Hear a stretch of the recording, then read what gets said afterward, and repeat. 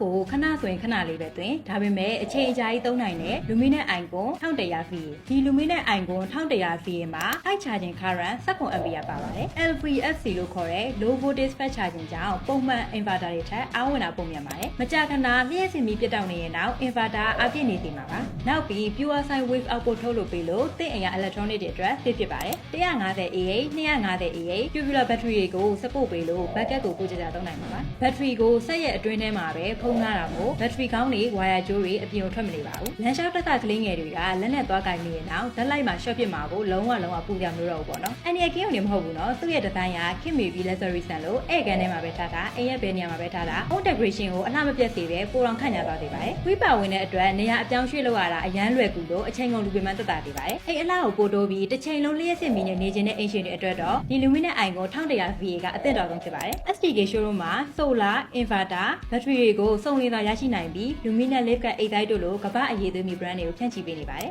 အမခံပြေးသွားပြီး customer တွေကိုစိတ်ချမ်းသာစေမယ် after sales service လည်းရှိပါတယ်ရှင် solar inverter battery ဆိုရင်ယုံကြည်စိတ်ချရတဲ့ STK showroom ကိုသာလှမ်းလာခဲ့လိုက်တော့နော်